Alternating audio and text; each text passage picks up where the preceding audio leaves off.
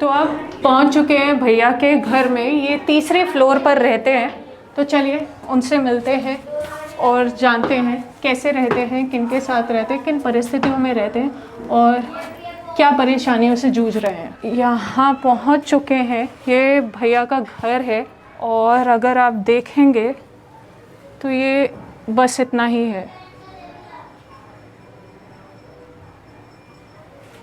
आम भाषा में कहूँ तो शुरू होते ही ख़त्म हो गया है। इस छोटी सी जगह में रहना कैसा होगा ये मुझे आप लोगों को बताने की शायद ज़रूरत नहीं है। नमस्ते भैया, क्या नाम है आपका? विद्यानंद मंडल। विद्यानंद जी, हाँ जी। कैसे हैं आप? मैं तो रिक्शा चलाता हूँ, गरीब आदमी है, मेरे पास पैसा कौड़ी है नहीं। किसी तरह से मैं रिक्शा चला कर अपना बच्चे को पढ़ाते हैं, लिखाते हैं, जी। बाल बच्चा पोसते हैं। अब थोड़ा यही परेशानी है कि विकलांग आदमी है, हाथ गोड़ नहीं है, दिल्ली में भी काम धंधा उतना है ही नहीं, यही सब परेशानी है। तो आप जो रिक्शा चलाते हैं वो आपके खुद का है या किराए का है? किराए का है। किराए का रिक्शा है? हाँ। तो कितना किराया है उसका? 40 रुपया किराया है। और दिन में आपकी कितनी कमाई हो जाती है? वही 200-300। और 40 रुपये उसमें से आपको किराया देना पड़ता किराया है? देना पड़ता है। तो अभी तक ऐसी क्या मुश्किलें आई हैं आपको आपके जीवन में? मुश्किल है, हाथ गोड़ पैर टूट गया, ये हो गया, एक्सीडेंट हो गए, मतलब जो परेशानी में किसको मैं बोलेंगा कि हमको ये दुख है, ये थी है, झेलना पड़ता है, अकेला है, अकेले झेलना पड़ता है। आपका ये जो हाथ है ये बचपन से ही ऐसा था या कोई एक्सीडेंट हुआ है या ऐसा कुछ हुआ है? ना, ये बचपन से ऐसा है। तो इसकी वजह से तो आपको काफ़ी परेशानियाँ हुई होंगी? बहुत परेशानी पूरा नहीं दिखता है, इसमें होते नहीं है। रोज़मर्रा की चीज़ों में आपको बहुत परेशानियाँ होती होंगी? हाँ, हर चीज़ में होता है। रिक्शा चलाते हैं तो जहाँ 2 हाथ है और जहाँ 1 हाथ है तो उसमें तो परेशानी तो होना ही होना। मेरा जो है ना पैर ये टूटा है, ये एक्सीडेंट हुआ था नहीं, इसका पैर ये टूट गया। कहीं ना कहीं ये अब आपकी हिम्मत ही है, वरना लोग अच्छा भला शरीर होकर भी या ये कहूँ हाथ पैर सलामत होते हुए भी लोग काम नहीं करना चाहते हैं, बचते हैं, भीख मांगते हैं। मुझे ये शब्द बोलते हुए तो अच्छा नहीं लग रहा, पर वाकई में भीख मांगते हैं। उनको शायद ये इजी मनी लगता है, उन्हें लगता है यही सबसे सरल तरीका है पैसे कमाने का, पर मेहनत नहीं करना चाहते। और हम तो मेहनत एक तरफ मैं आपको चलाता हूँ, मेहनत भी करता हूँ। नहीं, वो सोच कहाँ से आई कि मैं गांव से शहर जाता हूँ, दिल्ली आता हूँ? ये कोई आपको लेके आया या आप खुद से आए? नहीं, मेरे को कोई लाया नहीं था। तो भाई हम भी सोचे कि भाई मजदूर आदमी है, कोनो दूसरा काम तो कर नहीं पाएंगे, तो इसलिए मैं रिक्शा निकाल कर अपना रिक्शे 25-30 साल से चला रहा हूँ। तो आप अकेले जो हैं वो सबका पेट पाल रहे हैं? पालते हैं, क्योंकि मैं तो अकेला कमाने वाला है, उसी को पूरा करना है, चाहे 1 रुपया कमावे या 2 रुपया कमावे। वहाँ जो है गंगा नदी में खेत कट गया मेरा, जो गंगा नदी नहीं बहता है, पानी बड़ा वाला गंगा नदी होता है, उसमें मेरा खेत कट के चला गया।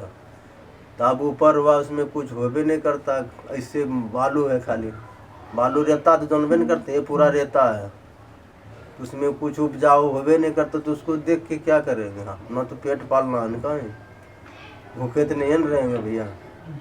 इसलिए दिल्ली में आकर किसी गुजारा काट रहे हैं। यहाँ भी देखते हैं कि लॉकडाउन लग रहा है, ये लग रहा है, हो रहा है, कमाई भी नहीं होता। सवारी बाहर से नहीं आएगा तो कमाई कहाँ से होगा? कितना किराया इसका बिजली लगा के देना पड़ता है 2800 रुपये। इस कमरे का 2800 रुपये? कमरे का 2500 तो अपना ले लेगा, अब बिजली जो उठेगा वो अलग से। इस कमरे का 2800 रुपये? का क्या सोचते हैं आप, कैसी मदद चाहते हैं आप? सब्जी का कर दीजिए, सब्जी हो जाएगा। कर तो लेवे करेंगे, ऐसा तो नहीं है भैया नहीं कर पाएंगे, करिए लेंगे। अगर उसमें तो अब लेना पड़ेगा, मेरे को ठेली लेना पड़ेगा, हर चीज लेना पड़ेगा, पूंजी खोजना पड़ेगा। ठेली पैसा इंतजाम होगा तभी तो लेंगे। तो अगर वो हो जाती है तो आप सोच सकते हैं सब्जी का काम करने के लिए? कर लेंगे सब्जी का काम। हमारा ये पंडब नगर में जान पहचान है। ठेली जो कहाँ मिलता है? ठेली सरदार के पास मिलता है। तो चलते हैं हम यहाँ से, देखते हैं आपके लिए क्या कर सकते हैं। ठीक है क्या हो सकता है, कुछ अच्छा ही करने की कोशिश करेंगे ठीक है ठीक। ताकि आपकी ज़िंदगी में सुधार आए और आपके जो कर्जा है या आपके आपका घर वाले जैसे हैं। आप ही के ऊपर है। नहीं आप अगर सोच लीजिएगा अगला भी कोनो और होगा तो हो जाएगा कुछ। नहीं नहीं, बिल्कुल होंगे और कोशिश करते हैं।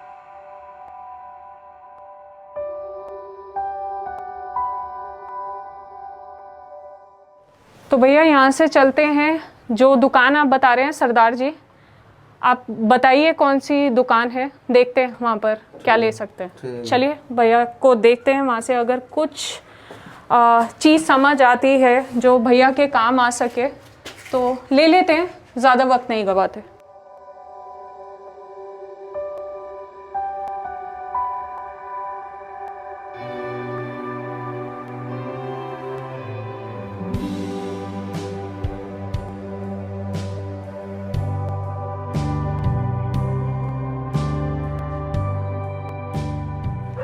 तो ये यहाँ से जा रहे हैं भैया के घर, भैया लीड कर रहे हैं आगे। ये छोटी छोटी गलियाँ हैं जहाँ दो लोग शायद एक साथ भी नहीं जा सकते।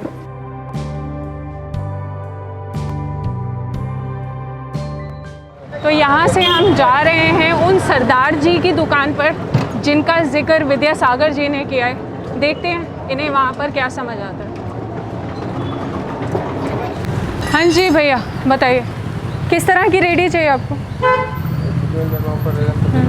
कोई रेडी तैयार है भैया? ऐसी ऐसी रेडी चाहिए क्या आपको?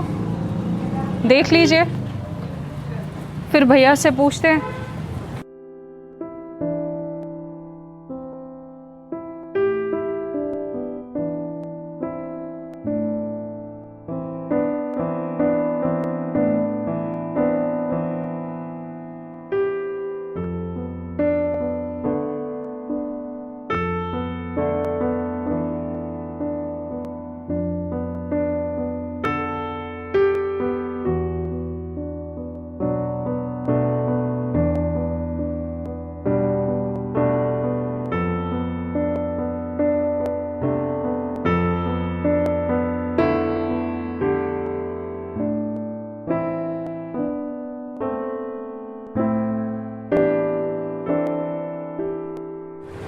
भैया की टेस्ट ड्राइव चल रही है यहाँ पर। विद्यासागर जी ने बताया कि इस तरह की रेडी अगर उनको मिल जाती है तो उनका काम बन जाएगा। उन्हें अभी ये पता नहीं है यही रेडी हम उन्हें ख़रीद के देने वाले हैं। उन्होंने अपनी, जब हमसे बात कर रहे थे, बताया था उनके पास उतने पैसे नहीं हैं कि वो रेडी ख़रीद सके, क्योंकि उसकी भी जो एक कीमत है वो इनके लिए बेहद ज़्यादा है। तो चलिए,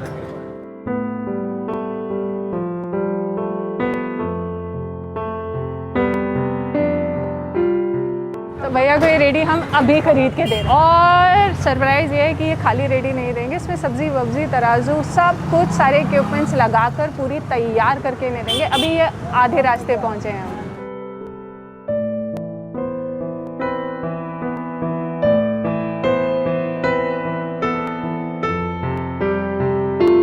तो यहाँ से हम निकल रहे हैं। विद्यासागर जी ने बताया उसमें घंटी और सीट लगनी है और ताला, तो ताला अब लग रहा है। और हम यहाँ से आगे चलते, जितने भी इक्विपमेंट्स लगते हैं, तराजू, वज़न और टोकरियाँ, सब कुछ जल्दी से लेते हैं और फिर आगे बढ़ते हैं।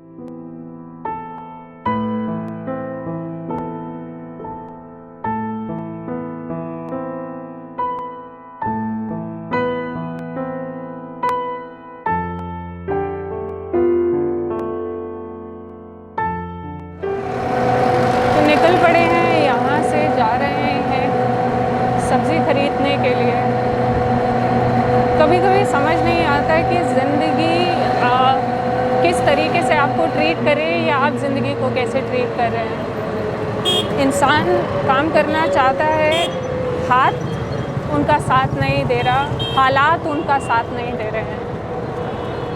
तो कोशिश है आप लोगों के प्यार की वजह से कि शायद इनकी ज़िंदगी बदलने में भी थोड़ी सी अगर हमारी तरफ से मदद हो जाए तो क्या ही बात होगी। करके देखिए, अच्छा लगता है।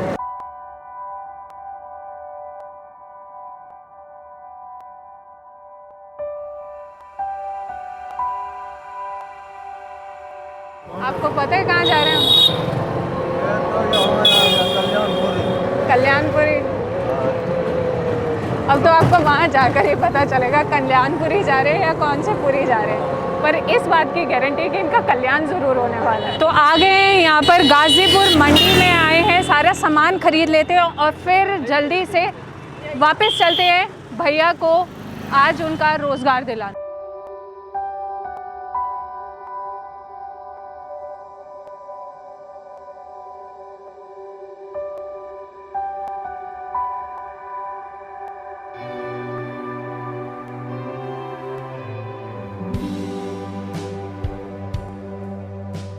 खरीदारी का सिलसिला यहीं पर समाप्त होता है और यहाँ से अब निकल पड़ते हैं अपने आगे के पड़ाव पर।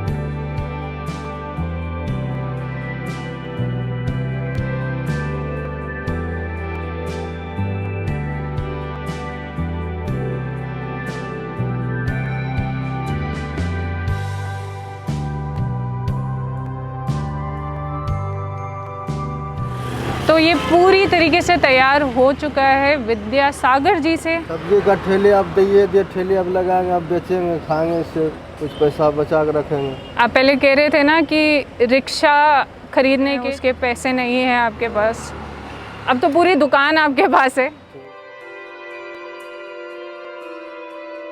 आप ये बेचिए सामान और ये कुछ पैसे हैं, जब आप ये बेच लेंगे तो थोड़ा सा इसमें और मिला करके और सामान खरीदिएगा और बेचिएगा, फिर खरीदिएगा, फिर बेचेगा, ताकि आपकी ज़िंदगी जो है एक पटरी पे आ जाए।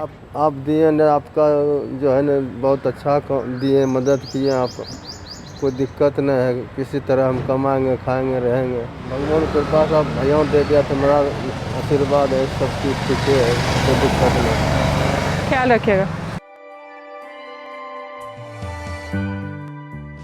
तो ये जो किसी को रोज़गार दिलाने का हमारा प्रोजेक्ट था, आज विद्यासागर मंडल जी जो हैं, जो एक हाथ से अपाहिज हैं, पर उन्होंने अपनी ज़िंदगी में हार नहीं मानी और सबसे अच्छी बात, कभी भी मेहनत करने से वो पीछे नहीं हटे। आपने उनका घर देखा, बहुत ही छोटा घर था, अगर मैं सरल भाषा में उसको बोलूं तो शुरू होते ही वो ख़त्म था वो घर, जिसमें भी 4 लोग उधर रहते हैं।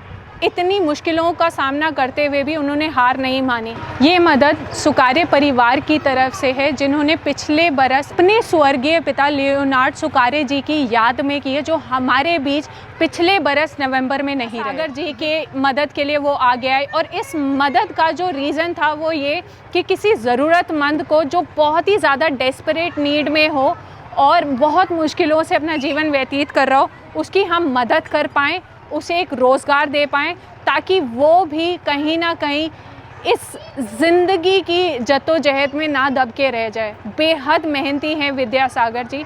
तो सुकारे फैमिली को एक बार फिर बहुत बहुत दोस्तों, ऐसे ही किसी की मदद करते रहें, अपने आसपास वालों का ख्याल रखें, कुछ ज़्यादा नहीं करना है। जो छोटे छोटे वेंडर्स हैं, एटलीस्ट उनके साथ बार्गेनिंग ना करके भी हम एक मदद उनके लिए कर सकते हैं। तो किसी को तोहफे के रूप में मटेरियलिस्टिक चीज़ें तो देते ही आए हैं, पर किसी की मदद करके देखिए। ज़्यादा नहीं कहूँगी, पर सच्चाई है, अच्छा लगता है। जय हिंद।